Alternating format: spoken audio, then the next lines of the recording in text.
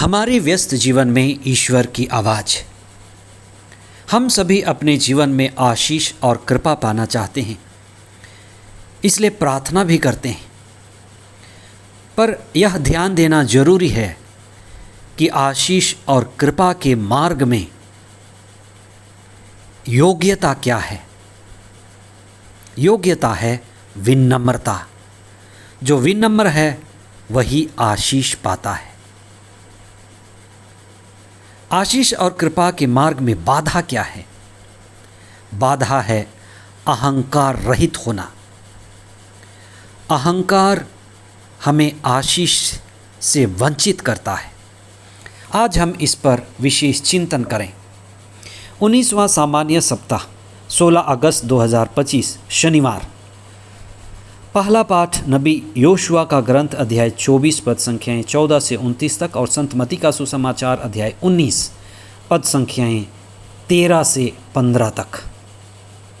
एक पुरानी फिल्म है प्यार के काबिल, जिसके एक गीत है और बड़े प्यारे बोल हैं।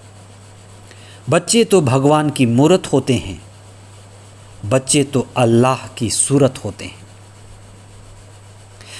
बच्चे चाहे किसी भी देश के क्यों ना हों, चाहे वे पाकिस्तानी हों, भारतीय हों, जर्मन हों या जापानी हों, अफ्रीकन हों या अफगानी हों, बच्चे सब के सब अच्छे लगते हैं, क्योंकि वे मन के सच्चे होते हैं। और वास्तव में इस धरती पर सभी जन्मते एक जैसे हैं। बच्चों का स्वभाव लेकर बड़ी विनम्रता होती है और अहंकार रहित होते हैं। लेकिन जब हम मरते हैं तब हम अलग अलग मरते हैं। फर्क क्या है? हम अपनी विनम्रता खो देते हैं और अहंकार से भर जाते हैं, जो हमसे कृपा छीन लेती है। आज के सुसमाचार में ईसा नन्हे बच्चों से मिलते हैं। बच्चों की माताएं उन्हें प्रभु ईसा के पास ले आती हैं और वे चाहती हैं कि ईसा उनके सिर पर हाथ रखें, उन्हें आशीर्वाद दें और जो बीमार हैं उनको चंगाई मिले। पर शिष्य बच्चों को और माताओं को प्रभुवर से दूर भगाते थे। वे नहीं चाहते थे कि प्रभुवर व्यर्थ की भीड़ से, बच्चों से, माताओं से घिरे रहें। इसलिए वे उन्हें डांटते थे और उन्हें हटाते थे। संत मत्ती के सुसमाचार में अध्याय 18 पद संख्या 1 और आगे ईसा ने अपने शिष्यों से कहा था कि जो स्वर्गराज में सबसे बड़ा है वो बच्चों जैसा है, इसलिए तुम बच्चों जैसे बनो। स्वर्ग का राज्य ऐसे ही नन्हे बच्चों का है। कोई भी नन्हे बच्चों को ना बहकाए। और आज के सुसमाचार वे कहते हैं कि बच्चों को मेरे पास आने दो, उन्हें मना मत करो, क्योंकि स्वर्ग का राज्य इन बच्चे जैसे लोगों का है।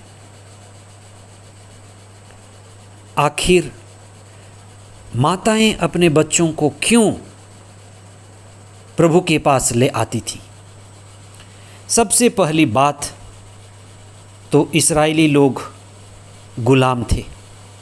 गुलामी की स्थिति जिसमें बच्चों और माताओं की स्थिति सबसे दयनीय होती थी। बच्चे बीमार रहे और माताएं अपने बच्चों को इसलिए लेकर आती थीं कि गुरु के स्पर्श से बच्चों को ऊर्जा मिले, शक्ति मिले और चंगाई मिले। और गुरु के बच्चों पर हाथ रख देने से बच्चों को आशीष मिले, क्योंकि वे नादान हैं, उनको अच्छा भविष्य मिले। और ईसा उन बच्चों के द्वारा शिष्यों को, बड़ों को शिक्षा देते थे कि ये बच्चे विनम्र हैं, ये अहंकार रहित हैं, और बड़ों का विनम्र बनना, अहंकार रहित होना स्वर्ग के राज्य के योग्य होना था।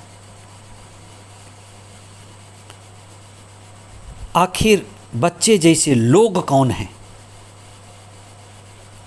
लोग तो बड़े हैं, लेकिन इसकी चर्चा ईसा ने पर्वत पर के 8 आशीर्वचन में किया है।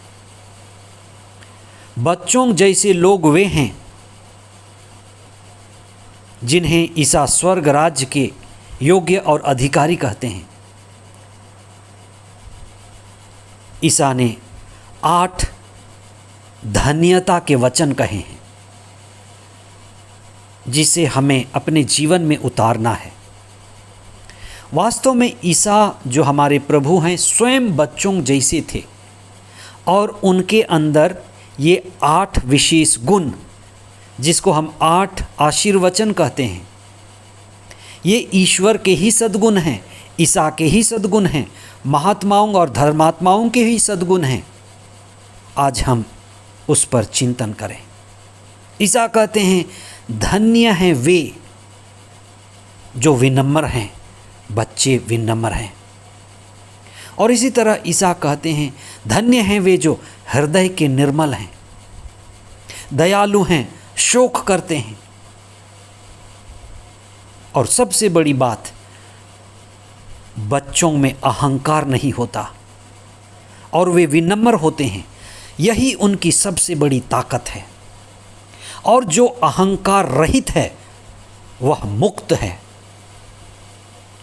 वह सच्ची मुक्ति की ओर बढ़ता है और आनंद पाता है, आनंद के मार्ग में चलता है। बच्चे अपने माता पिता के अधीन रहते हैं। ईश्वर के राज्य की सबसे बड़ी बात है कि जो व्यक्ति ईश्वर के अधीन रहता है, विश्वास में जीता है, श्रद्धा में जीता है, जिसका ईश्वर पर अनन्य, अटूट और अकारण प्रेम है, वह व्यक्ति वास्तव में क्रूस के मार्ग पर चलता है। और ईसा के क्रूस पर मार्ग में चलने का अर्थ है अहंकार को तोड़ना, अहंकार पालन करने की शिक्षा। बच्चे अहंकारी नहीं होते, यही उनका सबसे बड़ा सद्गुण है। आज के पहले पाठ में जोशुआ, जो मूसा के बाद अगुआ बने, लोगों को ईश्वर पर श्रद्धा रखना सिखाते हैं, ईश्वर के पास विनम्र होना सिखाते हैं। और वे स्वयं कहते हैं जो अगुआ है वह अगुवाई करता है, प्रार्थना करता है। और योशुआ प्रार्थना करते हुए, अगुवाई करते हुए कहता है कि मैं और मेरा परिवार प्रभु की उपासना करेंगे, हम प्रभु पर ही भरोसा रखेंगे, देवी देवताओं का तिरस्कार करेंगे। माता पिता ऐसा ही अपने बच्चों को साक्ष्य दें, धर्म गुरु ऐसे ही अपने लोगों को साक्ष्य दें कि मैं और मेरा परिवार ईश्वर पर श्रद्धा रखेंगे। और यही विनम्र होने और अहंकार रहित होने का लक्षण है। और जब हम ईश्वर पर विश्वास रखते हैं तो ईश्वर के राज्य के अधिकारी होते हैं, ईश्वर के राज्य के नागरिक बनते हैं। और ईश्वर जो हमारे जीवन का स्रोत है, हमारे जीवन को आशीर्वाद देता है और हमें अपने अधीन रखता है, जिसे हमें पवित्र आत्मा का शक्ति और सामर्थ्य, बल और प्रज्ञा मिलती है। हम बच्चों के स्वभाव धारण करें, इसके लिए चिंतन करें, मनन करें, साधना करें, विनम्रता में बढ़ने के लिए प्रार्थना करें और अहंकार रहित हों और आध्यात्मिकता में ऊपर उठें। आमीन।